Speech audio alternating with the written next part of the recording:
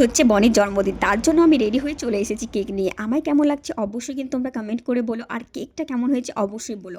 বনির জন্য এটা হচ্ছে সারপ্রাইজ, কারণ ও নিজেও জানে না যে ওর জন্মদিনে আমরা এত বড় সারপ্রাইজ দিব। বেশি কিছু ডেকোরেশন করিনি, সামান্য একটু কেক আর তার সাথে কাকি রান্না করেছিল পায়েস। আর বাঙালিদের পায়েস না হলে কিন্তু একদম চলে না, বিশেষ করে তো জন্মদিনে তো একদমই না। তোমরাও বলো কমেন্ট করে তোমাদের কাদের কাদের জন্মদিনে পায়েস এইভাবে সুন্দরভাবে সাজিয়ে দেওয়া হয়, এবং কেক কারা কারা সারপ্রাইজটা পছন্দ করেছে অবশ্যই কিন্তু বলো। আর আমার তো বেশ ভালোই লেগেছে। তাই এখানে কেক কাটার পর কাকি কেক খাইয়ে দিল বনিকে, আর বনি খাইয়ে দিল ওর মাকে। খাওয়ানোর পর আমরা চলে গেছিলাম পায়েস খাওয়ানোর জন্য। এখানে দাদা কাকি দুজনেই খাইয়ে দিয়েছিল। তারপরে আমি কোথায় বাদ যাই বলো, আমিও খাওয়াতে একটু কোনো বাদ যাই না, তার জন্য আমিও চলে এসেছিলাম ভাইকে পায়েস খাওয়ানোর জন্য। আর এই পায়েস খাওয়াতে গিয়ে একদম নাজেহাল, কারণ এই পায়েস খাওয়াতে গিয়ে নাকি ওদের একটু ভিডিও করতে হবে, এটার জন্য আমার তো হাসিতে পেয়ে যাচ্ছে। আর এদিকে পায়েস খাওয়ানোর পর ও কয়েকটা ভিডিও করে নিল এবং ফটো শ্যুট করে নিল। ওটা শ্যুট করার পর আমরা চলে গেছিলাম একটু কেক খাওয়ার জন্য। কেক খেয়ে তারপরে একটু পায়েসও খেয়েছিলাম, যেটা আমি ক্লিপ নিতে পারিনি। আর এখানে ছোট্ট বাচ্চারা ওটার জন্য নিয়ে এসেছিল অনেকগুলো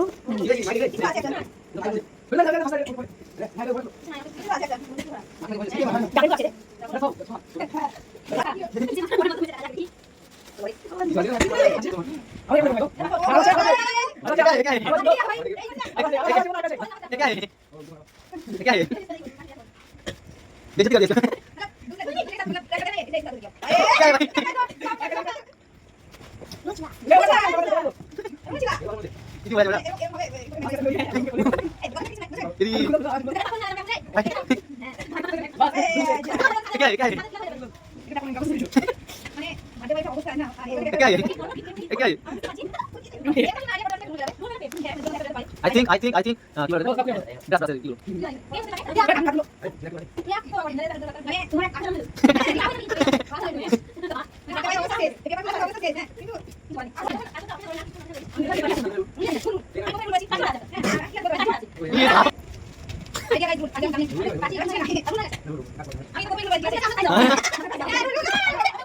আসলে তো খুলে কি কি বলে গিফট গিফট এই গিফট আগে গিফট বক্স এই যে বক্স এই বক্স বক্স এই গিফট এই গিফট বক্স এই গিফট